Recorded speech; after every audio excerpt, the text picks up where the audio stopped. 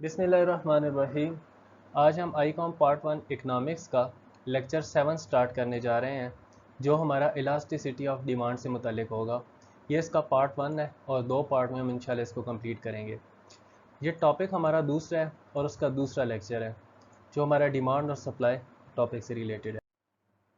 Outline में हम सबसे पहले इलास्टिसिटी ऑफ डिमांड को पढ़ेंगे और उसके बाद फिर देखेंगे कि इलास्टिसिटी ऑफ डिमांड की हमारे पास कितनी काइंड्स हैं। सबसे पहली काइंड हमारे पास प्राइस इलास्टिसिटी है और आगे इसके 3 मेथड हैं, जिसमें एक्सपेंडिचर मेथड, परसेंटेज मेथड और जियोमेट्रिक मेथड है। इनको हम इंशाल्लाह आज के लेक्चर में देखेंगे। इलास्टिसिटी ऑफ डिमांड में सबसे पहले हम ये देखते हैं कि इलास्टिसिटी ऑफ डिमांड होती क्या है। इलास्टिसिटी ऑफ डिमांड सिंपल ये है कि जब प्राइस के अंदर चेंज आता है तो उसकी वजह से क्वांटिटी डिमांडेड या डिमांड कितना रिस्पॉन्स देती है। क्या जितना प्राइस में चेंज आया है उतना ही डिमांड में चेंज आया है, जितना प्राइस में चेंज आया है उससे ज़्यादा चेंज आया है या उससे कम चेंज आया है, या बिल्कुल ही रिस्पॉन्स ही नहीं दिया डिमांड ने, या एक किस्म का इन्फिनिटी बहुत ज़्यादा रिस्पॉन्स हमें दे दिया है। मुख्तलिफ केसेस हो सकते हैं। तो जितना रिस्पॉन्स आता है डिमांड की तरफ से जब प्राइस में चेंज आए तो उसको इलास्टिसिटी ऑफ डिमांड मेजर करती है। इसकी हमारे पास 3 काइंड्स हैं। सबसे पहले हमारे पास आ जाती है प्राइस इलास्टिसिटी ऑफ डिमांड। इसमें यह है कि प्राइस चेंज होने की वजह से डिमांड पे कितना फ़र्क आ रहा है। वो 3 किस्म के हम इसको मेजर कर सकते हैं। एक हमारे पास होता है इक्वल टू यूनिटी, यानी जितना प्राइस में चेंज आया उतना ही डिमांड में चेंज आया। दूसरा होता है लेस देन यूनिटी, यानी जितना प्राइस में चेंज आया डिमांड में उससे कम चेंज आया। या फिर तीसरा केस होता है मोर देन यूनिटी, जितना प्राइस में चेंज आया डिमांड में उससे ज़्यादा चेंज आ गया, उसने ज़्यादा रिस्पॉन्स शो किया। अब प्राइस इलास्टिसिटी को मेजर करने के लिए हमारे पास 3 मेथड्स होते हैं, जिसमें सबसे पहला है एक्सपेंडिचर मेथड। एक्सपेंडिचर मेथड में हम टोटल एक्सपेंडिचर को कैलकुलेट करते हैं कि जब हमारे पास प्राइस चेंज हो रही है उसकी वजह से हमारे जो टोटल एक्सपेंडिचर है उस पर कितना फ़र्क पड़ रहा है। अब इस टोटल एक्सपेंडिचर हमारे पास आते किधर से हैं, जब हम प्राइस को क्वांटिटी डिमांडेड से या डिमांड से मल्टीप्लाई करते हैं हमारे पास टोटल एक्सपेंडिचर आ जाते हैं। इसमें 3 केस हो सकते हैं। या तो यूनिटरी इलास्टिक होगा, यानी प्राइस में जितना चेंज आया है इन्वर्सली डिमांड में उतना ही चेंज आ जाएगा, यानी प्राइस जितनी कम हुई है डिमांड उस हिसाब से उतनी ज़्यादा हो जाएगी और टोटल एक्सपेंडिचर पे हमारे कोई फ़र्क नहीं आएगा। ये हमारे पास यूनिटरी इलास्टिक हो जाएगा। दूसरा केस ये होता है कि प्राइस में जितना चेंज आया है, प्राइस जितनी कम हुई है डिमांड उससे ज़्यादा इंक्रीज़ कर गई है, ये हमारे पास रिलेटिवली इलास्टिक होता है, यानी ग्रेटर दैन यूनिटरी चेंज आएगा हमारे पास इसमें। और तीसरा केस ये होता है कि प्राइस में जितना चेंज आया है डिमांड में उस हिसाब से कम चेंज आया है, ये हमारे पास रिलेटिवली इन इलास्टिक होगा और इसकी वजह से टोटल एक्सपेंडिचर हमारे कम हो जाएंगे पहले से। यूनिटरी इलास्टिक के केस में उतनी ही रहते हैं, रिलेटिवली इलास्टिक के केस में हमारे पास टोटल एक्सपेंडिचर ज़्यादा हो जाते हैं और रिलेटिवली इन इलास्टिक के केस में हमारे पास टोटल एक्सपेंडिचर कम हो जाते हैं। इसको अब हम ग्राफिकली देख लेते हैं। ग्राफिकल रिप्रेजेंटेशन हमारे पास 3 टेबल आ गए, एप्पल, मैंगो और ऑरेंज, 3 कमोडिटीज़ आ गई। इसका हम देखते हैं कि जब प्राइस हमारे पास 20 थी तब डिमांड हमारे पास एप्पल की 5 थी, उस वक्त हमारे पास टोटल एक्सपेंडिचर 100 आ रहे थे, यानी 20 को जब हमने 5 से मल्टीप्लाई किया हमारे पास 100 आ गए टोटल एक्सपेंडिचर। प्राइस हमारी कम हो के 10 हो गई और डिमांड हमारी बढ़ के 10 हो गई 5 से। अब देखें जितनी रेशो से प्राइस में डिक्रीज़ आया है उतनी ही रेशो से डिमांड के अंदर इंक्रीज़ आया है। तो जब हम 10 को 10 से मल्टीप्लाई करेंगे तो ये हमारे पास 100 ही आ जाएगा। ग्राफिकली भी हम इस चीज़ को देख सकते हैं, जिस रेशो से प्राइस में डिक्रीज़ हुआ है उसी रेशो से हमारी डिमांड में इंक्रीज़ आया है। ये हमारे पास रिलेटिवली इलास्टिक यूनिटरी इलास्टिक का केस आ जाएगा। अब दूसरे केस में हम देख लेते हैं, दूसरे टेबल में प्राइस हमारी 20 थी, कम हो गए 10 हो गई, डिमांड हमारी 5 थी, टोटल एक्सपेंडिचर उस वजह से हमारे 100 आ रहे थे। अब 5 से डिमांड बढ़ के हमारी 15 होगी। अब देखें जिस रेशो से प्राइस के अंदर कमी आई है उससे ज़्यादा रेशो से हमारी डिमांड के अंदर इंक्रीज़ आई है। तो इस वजह से ग्राफिकली भी हम देख सकते हैं कि उससे ज़्यादा रेशो से इंक्रीज़ आया है। तो पहले हमारे टोटल एक्सपेंडिचर 100 आ रहे थे तो वो 150 हो गए, टोटल एक्सपेंडिचर हमारे बढ़ गए 100 से 150 हो गए। तो ये हमारा रिलेटिवली इलास्टिक का केस है, या हम इसे कहते हैं कि greater than more than unitary elastic, ये हमारे पास डिमांड आ गई।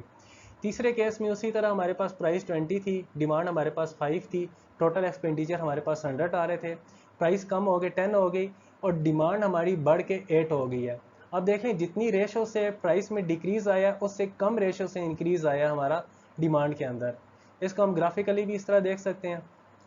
तो ये हमारे टोटल एक्सपेंडिचर जो पहले 100 थे वो कम हो गए 80 आ गए, तो ये हमारे पास रिलेटिवली इन इलास्टिक का केस आ गया, या लेस देन यूनिटरी इलास्टिक का केस आ गया हमारे पास।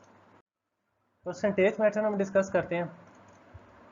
परसेंटेज मेथड हमें ये बताता है कि कितने परसेंट किसी एक गुड की प्राइस में चेंज आएगा, उसकी वजह से कितने परसेंट चेंज आएगा उस गुड की डिमांड के अंदर।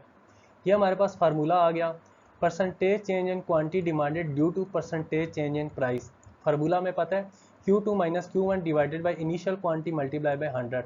इसी तरह price of 2 minus price of 1 divided by initial price multiply by 100। 100 से कैंसिल हो गया, Q2 माइनस Q1 हमारे पास डेल्टा Q आ गया यानी चेंज इन Q। इसी तरह P2 माइनस P1 हमारे पास डेल्टा P आ गया यानी चेंज इन P। और इनिशियल क्वांटिटी और इनिशियल प्राइस हमारे पास उसी तरह आ गई। इसको हमने जब अरेंज किया तो delta Q divided by Q multiply by P divided by delta P आ गया, और फिर delta Q divided by delta P multiply by P divided by Q, इसे अरेंज करके ये हमारे पास परसेंटेज मेथड का फार्मूला आ गया। अब इसकी हम चार्ट के थ्रू वैल्यूज पुट कर देते हैं और आंसर निकाल लेते हैं। पहले हमारी प्राइस 20 थी, वो कम हो के 10 हो गई, और डिमांड हमारी 20 पे 5 थी, वो हमारी बढ़ के 12 हो गई जब प्राइस हमारी 10 हुई। डेल्टा Q हमारे पास क्या होता है Q2 माइनस Q1, तो 12 में से हम 5 को माइनस कर देंगे, हमारे पास 7 आ जाएगा। डेल्टा P हमारे पास क्या होता है P2 माइनस P1, माइनस 10 में से हम 20 को माइनस कर देंगे, हमारे पास माइनस 10 आ जाएगा।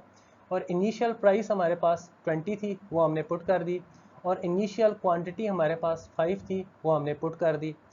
20 को 7 से मल्टीप्लाई किया 140, 5 को माइनस 10 से मल्टीप्लाई किया माइनस 50, माइनस 2.8 हमारा आंसर आ गया। अब ये जो नेगेटिव साइन आ रहा है इसको हम निगलेक्ट करते हैं, किस वजह से, क्योंकि हमारे डिमांड कर्व का स्लोप हमेशा नेगेटिव होता है। तो ये बात अंडरस्टूड है कि जब हम डिमांड की इलास्टिसिटी निकाल रहे हैं तो वो नेगेटिव में ही होगी। तो हमारे पास 2.8 रह गया, तो 2.8 हमारा ग्रेटर देन 1 है, इसका मतलब है ये हमारा रिलेटिवली इलास्टिक यानी more than unitary elastic demand है। जियोमेट्रिक मेथड में हमारे पास एक पॉइंट इलास्टिसिटी आ जाता है और दूसरा आर्क इलास्टिसिटी आ जाता है। पॉइंट इलास्टिसिटी ये कहता है कि किसी भी एक पॉइंट पे डिमांड करके हम इलास्टिसिटी मेजर कर सकते हैं। अब हमने ये पढ़ा था कि जब प्राइस में चेंज आता है हम ये देखते हैं उसकी वजह से डिमांड में कितना चेंज आ रहा है, वहाँ से हम इलास्टिसिटी मेजर कर लेते हैं। लेकिन जब एक पॉइंट पे मेजर करनी हो तो फिर हम किस तरह मेजर कर सकते हैं, फिर हम डिमांड कर्व के थ्रू मेजर करते हैं। डिमांड कर्व हम इसमें फॉर एग्जांपल सपोज कर लेते हैं 8 मीटर हमारे पास डिमांड कर्व है ए से लेके ई तक, और मिड पॉइंट हमारे पास सी आ गया। अब डिमांड कर्व में ये हमारे पास लोअर सिग्मा बन गया सी से नीचे, क्योंकि सी हमारे पास मिड पॉइंट है, और ये हमारे पास अपर सिग्मा बन गया सी से ऊपर डिमांड कर्व का। अब हमारे पास इलास्टिसिटी और डिमांड का फार्मूला ये आता है कि लोअर सिग्मा को हम डिवाइड कर देते हैं अपर सिग्मा पे, वहाँ पे हम पे किसी भी पॉइंट पे हमारे पास पॉइंट इलास्टिसिटी और डिमांड आ जाता है। अब हमने मुख्तलिफ पॉइंट्स लगा लिए हैं ए से लेके ई तक, ए बी सी डी और ई, ताकि हम मुख्तलिफ पॉइंट्स पे इलास्टिसिटी मेजर करके हमें यह पता चल जाए कि जब किसी भी पॉइंट पे हमने इलास्टिसिटी और डिमांड मेजर करनी है तो हमारे पास क्या रिजल्ट आएगा। अब हम ए पॉइंट पे मेजर कर लेते हैं इलास्टिसिटी और डिमांड को। जैसे हमने जिक्र किया था इसकी पूरी लेंथ 8 है, तो ए से बी तक 8 हो गया, ए से बी तक हमारे पास 2 मीटर हो गया, बी से सी तक 2 मीटर हो गया, ये ऊपर टोटल 4 मीटर हो गए अपर सिग्मा के। और इसी तरह सी से डी तक 2 मीटर हो गया और डी से ई तक 2 मीटर, तो लोअर सिग्मा के हमारे टोटल 4 मीटर हो गए, तो हमारे पास टोटल 8 मीटर का आ गया। अब ए पॉइंट पे जब हम देखेंगे तो हमारे पास लोअर सिग्मा क्या आ रहा है, ए पॉइंट से नीचे कितना है, ए पॉइंट से नीचे 8 मीटर है, क्योंकि सारे का सारा ए पॉइंट से नीचे ही है। और ए पॉइंट से ऊपर कितना है, ए पॉइंट से ऊपर हमारे पास कुछ नहीं है, यहाँ 0 आ गया, तो इस जगह हमारे पास किसी भी नंबर को जब 0 से डिवाइड करें हमारे पास इन्फिनिटी आ जाता है। तो ए पॉइंट पे हमारी इलास्टिसिटी और डिमांड, पॉइंट इलास्टिसिटी और डिमांड इन्फिनिटी होगी। बी पॉइंट पे देख लेते हैं, बी पॉइंट पे हमारा बी से नीचे कितना है, बी से नीचे हमारे पास 6 है, क्योंकि ए से बी तक 2 मीटर हो गया, वो निकल गया, नीचे हमारे पास 6 मीटर बच गया बी से लेके ई तक। तो ऊपर हमारा नोमिनेटर में 6 आ गया, डिनोमिनेटर में कितना आ जाएगा, बी से लेके ए तक, वो हमारे पास 2 आ गया। जब हम 6 को 2 से डिवाइड करेंगे हमारे पास 3 आ गया, ये हमारे पास ग्रेटर दैन 1 है, तो इसमें इलास्टिसिटी ऑफ डिमांड हमारे पास ग्रेटर दैन 1 होगी, जिस तरह ए के केस में इन्फिनिटी थी। अब ग्रेटर दैन 1 का मतलब ये है कि ए से लेके सी तक हम जिस भी पॉइंट पे इलास्टिसिटी ऑफ डिमांड निकालेंगे वो हमारे पास ग्रेटर दैन 1 होगी, जैसे बी के केस में हमारे पास 3 आई है। अब हम सी पे निकाल लेते हैं, सी हमारे पास मिड पॉइंट है, तो सी से ऊपर भी 4 है, नीचे भी 4 है, तो लोअर सिग्मा कितना है सी से नीचे, वो हमारे पास 4 आ गया, और अपर सिग्मा कितना है सी से ऊपर, वो हमारे पास 4 आ गया। 4 डिवाइडेड बाई 4 हमारे पास 1 आ गया। इलास्टिसिटी और डिमांड सी पॉइंट पे हमारे पास 1 है।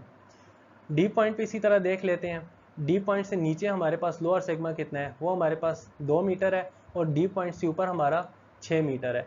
2 को 6 से डिवाइड करेंगे हमारे पास 0.33 आ गया। इसका मतलब है डी पॉइंट पे इलास्टिसिटी और डिमांड लेस दैन 1 है। अब सी से लेके ई पॉइंट तक हम जिस जगह पे इलास्टिसिटी और डिमांड निकालेंगे वो हमारे पास लेस दैन 1 होगी। ई पॉइंट पे इस तरह देख लेते हैं, ई पॉइंट पे हमारे पास लोअर सिग्मा कितना है, नीचे कुछ भी नहीं है, तो ई पॉइंट पे हमारे पास लोअर सिग्मा कितना है, सर ये ई पॉइंट पे हमारे पास लोअर सिग्मा 0 हो गया, और ई पॉइंट से ऊपर अपर सिग्मा कितना है, वो हमारे पास 8 हो गया, क्योंकि जितनी भी डिमांड कर्व की लेंथ है वो सारी की सारी हमारे पास ई पॉइंट से ऊपर है। तो ई पॉइंट पे हमारे पास इलास्टिसिटी और डिमांड 0 आ गया। तो आपने देख लिया कि पॉइंट इलास्टिसिटी और डिमांड के थ्रू हम किसी एक पॉइंट पे इलास्टिसिटी और डिमांड इस तरह निकाल सकते हैं डिमांड कर्व की लेंथ के थ्रू। अब हमारे पास आ जाता है आर्क इलास्टिसिटी। आर्क इलास्टिसिटी ये कहता है कि जैसे हमने अभी परसेंटेज मेथड में हमारे पास जो आया था 2.8 ग्रेटर दैन 1 हमारे पास आया था ये इलास्टिसिटी और डिमांड, जिसमें हमने कहा था ये मोर देन यूनिटरी इलास्टिक है। अब उसमें भी हमने सेम ये किया था कि प्राइस हमारे पास 20 थी, उसको कम करके हमने 10 कर दिया, और क्वांटिटी डिमांड हमारे पास 5 से 12 होगी। अब उसमें मसला ये है कि जब इसको ही आप रिवर्स करेंगे परसेंटेज मेथड के थ्रू, जो हमारे पास ये बनता था, ये हमारे पास परसेंटेज मेथड था, जिसमें पी हमारे पास इनिशियल क्वांटिटी, क्यू हमारे पास इनिशियल क्वांटिटी थी, और ये चेंज इन क्वांटिटी था डेल्टा क्यू, और चेंज इन प्राइस था डेल्टा पी। अब जब इसको अब रिवर्स करेंगे तो आपके पास 2.8 एग्जैक्ट रिजल्ट नहीं आएगा, आपके पास इसके अलावा कोई और रिजल्ट आएगा, या एग्जैक्ट वो रिजल्ट नहीं आएगा जो आपको इस तरह मिला था। जब आप रिवर्स करेंगे उसमें आपका रिजल्ट चेंज हो जाएगा, जिसकी वजह से इतनी एक्यूरेसी नहीं रहती है परसेंटेज मेथड की। तो उसके लिए फिर हमारे पास आर्क इलास्टिसिटी और डिमांड आया। आर्क इलास्टिसिटी में यह है कि पी को और क्यू को हमने इनिशियल प्राइस और इनिशियल क्वांटिटी लिया था इसमें, ये जैसे हमारे पास पी था और ये हमारे पास क्यू था, इनिशियल प्राइस और इनिशियल क्वांटिटी लिया था। इसमें हम मिड पॉइंट फाइंड करते हैं या एवरेज फाइंड करते हैं। एवरेज होगी हमारे पास प्राइस और क्वांटिटी की पी और क्यू की जगह, यानी पी हमारे पास इनिशियल क्वांटिटी थी, उसकी जगह हम एवरेज इनिशियल प्राइस थी, उसकी जगह हम एवरेज प्राइस को ले लेंगे। इसी तरह क्यू हमारे पास इनिशियल क्वांटिटी थी, उसकी जगह हम एवरेज क्वांटिटी को ले लेंगे। तो जब डेल्टा क्यू और डेल्टा पी, ये डेल्टा क्यू और डेल्टा पी हमारे पास उसी तरह आ गया, और जब हम पी की एवरेज निकालेंगे तो P1 plus P2 divided by 2, ये हमारे पास एवरेज प्राइस आ गई, और Q1 plus Q2 divided by 2, ये हमारे पास एवरेज क्वांटिटी आ गई। फिर हमारे पास 2 से कैंसिल हो गया, तो हमारे पास P1 plus P2 divided by Q1 plus Q2 आ गया। फिर जब हम इसको पुट करेंगे तो वही डेल्टा क्यू हमारे पास क्या आ रहा था, हम 12 में से माइनस कर रहे थे 5 को, ये हमारे पास 7 आ गया। और इसी तरह हमारे पास डेल्टा पी क्या आएगा, 10 में से हम माइनस कर देंगे 20 को, जो हमारी इनिशियल प्राइस थी, ये हमारे पास -10 आ जाएगा। अब बजाय इसके कि हम इनिशियल क्वांटिटी और इनिशियल प्राइस लिखें, यानी प्राइस की जगह हम 20 सिर्फ लिखें और क्वांटिटी की जगह सिर्फ 5 लिखें, हम इन दोनों को ऐड कर देते हैं। प्राइस में 20 प्लस 10 हो गया, और क्वांटिटी में भी इन दोनों को ऐड कर देते हैं, 5 प्लस 12 हो गया। इनको ऐड करके हमारे पास ये 20 प्लस 10 30 आ गया। 30 को जब 7 से मल्टीप्लाई करेंगे हमारे पास 270 आ गया। इसी तरह 12 प्लस 5 हमारे पास 17 आ गया। 17 को जब -10 से मल्टीप्लाई किया हमारे पास -170 आ गया, क्योंकि माइनस का साइन हम निगलेक्ट कर देते हैं आगे आंसर में जो आएगा। तो जब अब 210 को डिवाइड करते हैं 170 से, हमारे पास 1.23 आया आर्क इलास्टिसिटी ऑफ डिमांड। अब माइनस हमने इस वजह से नहीं लगाया, जैसे जिक्र किया था कि हमारे पास क्योंकि डिमांड का नेगेटिव स्लोप होता है, अंडरस्टूड होता है, इस वजह से हम नेगेटिव साइन नहीं लगाते। ये हमारे पास 1.23 आ गया, जबकि उसमें हमारे पास 2.8 आ रहा था। जब इसको आप रिवर्स करेंगे तब भी इसका एग्जैक्ट रिजल्ट आएगा। तो ये हमारे पास आर्क इलास्टिसिटी और डिमांड ज़्यादा एक्यूरेट है परसेंटेज इलास्टिसिटी और डिमांड के हवाले से। ये आज का लेक्चर था, उम्मीद है आपको समझ में आया होगा। इंशाल्लाह मिलते हैं नए लेक्चर के साथ, तब तक के लिए अल्लाह हाफिज़।